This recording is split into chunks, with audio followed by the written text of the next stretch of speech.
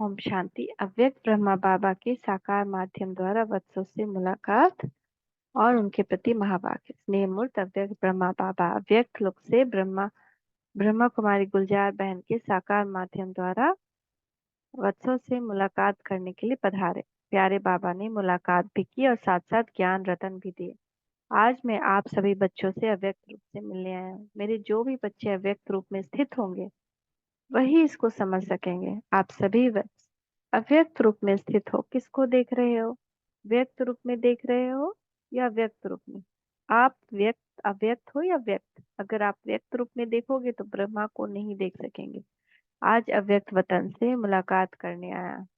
अव्यक्त वतन में आवाज नहीं परंतु यहाँ आवाज में आया। आप सभी बच्चों के अंदर कौन सा संकल्प चल रहा है? अभी यह अव्यक्त मुलाकात है। कल्प पहले की तरह बच्चों से रूह रिहान चल रही है। रूह रिहान करने मीठे मीठे बाबा ने आप सभी बच्चों से मिलने भेजा है। 2 दिन पहले मीठे बाबा से रूह रिहान चल रही थी। शिव बाबा ने बोला, अव्यक्त वतन का अनुभव करने के लिए तैयार हो? जानते हो क्या जवाब दिया होगा? यही कहा कि जो बाबा किया गया।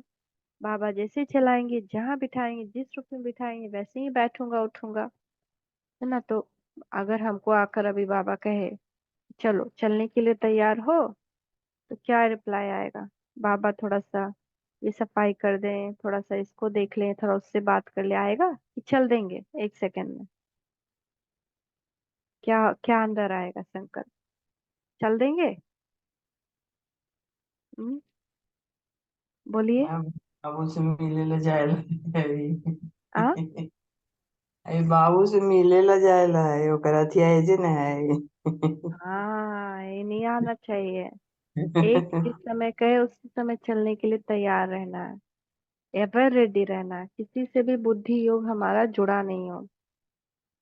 क्या मस्ती? आप चलने के लिए तैयार रहेंगे? अभी कहे बाबा चलो, अब हो गया अरे है। रेडी हैं? कहाँ जाना है बाबा के पास? हाँ। तब बाबा यहाँ न है।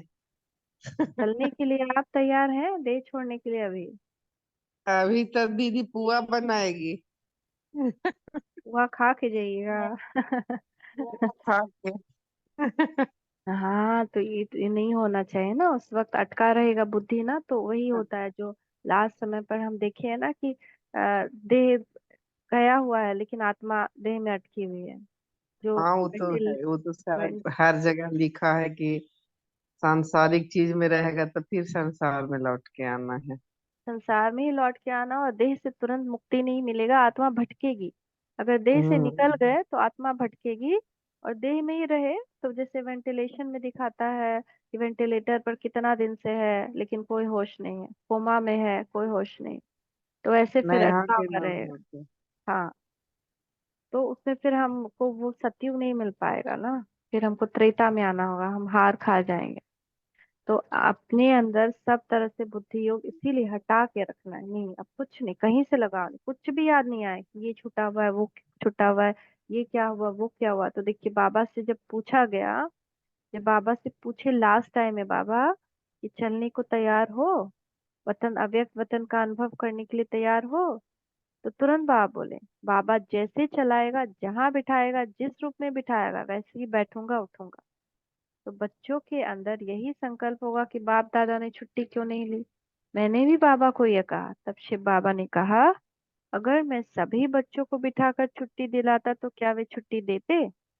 इसीलिए जो बाप ने कराया वही भावी कहेंगे। व्यक्त रूप में नहीं तो अव्यक्त रूप से मुलाकात कर ही रहे हो। सर्विस की विधि वैसे ही है, बच्चों की याद भी वैसे ही है, लेकिन अंदर यह है कि पहले मैं व्यक्त से अव्यक्त था, अब मैं अव्यक्त शरीर वाला और अव्यक्त ही अवस्था वाला हूँ। और अव्यक्त यानी फरिश्ता।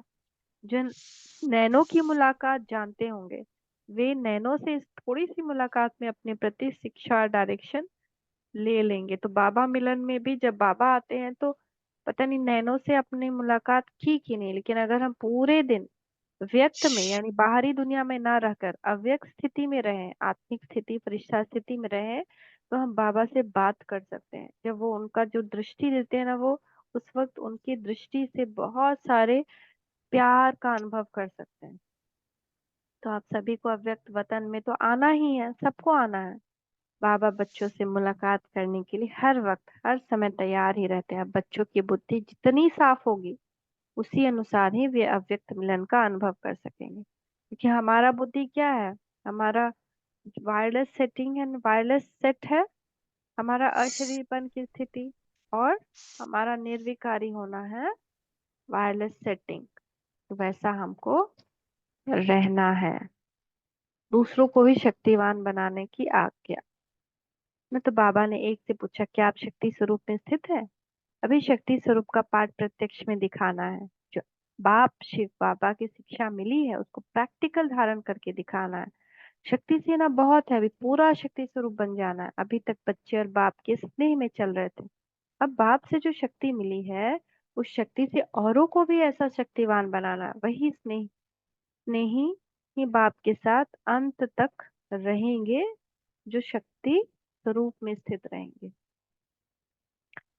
कल फिर सुनते हैं, अस्थियों में भी स्थिति देखो। बाबा की अस्थियां भी, उसकी भी एक स्थिति थी। शांति।